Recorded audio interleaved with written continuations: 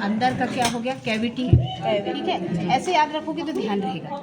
Inlet मतलब अंदर का एरिया, ये जो हमारा पेल्विस के अंदर का एरिया है जिसको अपन देख नहीं सक रहे। आउटलेट मतलब जहाँ से बच्चा बाहर निकलेगा, आउटलेट बाहर जाने का रास्ता। कैविटी मतलब अंदर की कैविटी। अब हमें ये क्यों जानना जरूरी है कि ये पेल्विस अच्छी है कि नहीं, क्योंकि आप लोग PSC CSC में रहते हो, हमारे इधर तो जैसे डॉक्टर भी रहते हैं ना, फिर भी ये हम लोग को क्यों सिखाया जाता है कि अगर कैविटी अच्छी होगी, उसका पेल्विस अच्छा होगा, है ना, उसका जो स्कियम ट्यूबरोसिटी है वो अच्छी होगी, सैक्रम ऑफ द प्रोमेंट्री का जो है वो कैविटी अच्छी होगी, और ये सारी चीज़ें जब अच्छी रहती है तो बच्चा फिर कैसे होगा, अच्छा होगा। कई बार क्या होता है, बेबी का हेड बहुत बड़ा होता है। अपन ने 3 P पढ़े थे ना, किसको याद है 3 P? प्रेजेंटिंग पार्ट, जो बच्चे का सर होता है, और ये अपना पेल्विस होता है, और जो निकलने का पाथ होता है, रास्ता होता है। तो ये चीज़ें, तीनों चीज़ें अच्छी होनी चाहिए। मान लो बच्चे का सर बड़ा है तो आपको क्या लगता है कि वो नीचे से निकल पाएगा? नहीं निकल पाएगा। तो वो बच्चा कहाँ जाएगा? ऑब्स्ट्रक्शन में जाएगा, प्रोलॉन्ग लेबर में जाएगा। उसका क्या होगा? LSCS होगा, है ना। जो बच्चा बहुत टाइम से प्रोलॉन्ग लेबर, आप लोगों को प्रोलॉन्ग लेबर भी समझना आना चाहिए कि प्रोलॉन्ग लेबर क्या है, ऑब्स्ट्रक्टेड लेबर क्या है, प्रोलॉन्ग लेबर क्या है।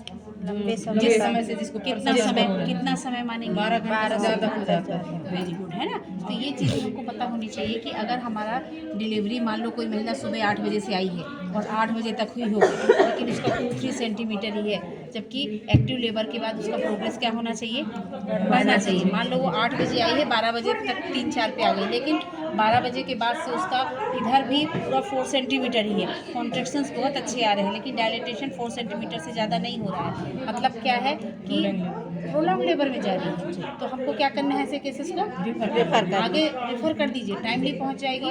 तो जब वो टाइमली पहुंच जाएगी तो उसका टाइमली मैनेजमेंट हो जाएगा, LSCS हो जाएगा, या जो भी है ना। और आपके यहाँ पे उस लेवल पे LSCS की व्यवस्था नहीं है, तो फिर महिला को, बच्चे को, मतलब लास्ट में बच्चा अच्छा इसीलिए नहीं मिलता क्योंकि एट द मोमेंट पे आती है महिलाएं हमारे पास DH में।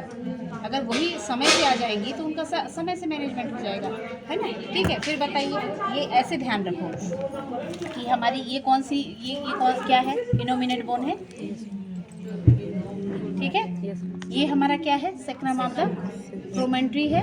ये हमारी स्केल स्पाइन है, स्केल ट्यूबरोसिटी है ना, ये स्केल ट्यूबरोसिटी है ना, ठीक है। और नीचे का भाग में, हाँ, ये वाली, ये जो है ना स्केल ट्यूब, सबको दिख रहा है ना। ये हमारा प्रोमेंट्री ऑफ सैक्रम है।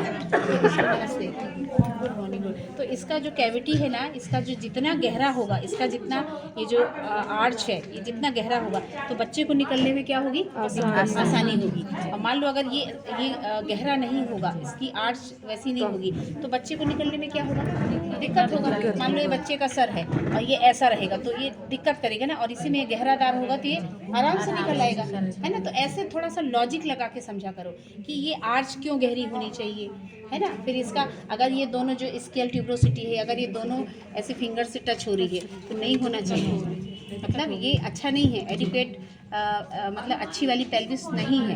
ये दोनों टच नहीं होना चाहिए। अगर टच हो रही है मतलब स्पेस कम है, आप ऐसा सोचो, टच हो रहा है मतलब जगह कम है, तो बच्चा निकलने में दिक्कत होगी। अगर यही चीज़ अगर टच नहीं हो रही मतलब स्पेस अच्छा है, बच्चा इसी मूवमेंट में आ जाएगा, ठीक है। फिर हाँ, अच्छा बता रहे थे आप लोग, बताइए। देखो पेल्विस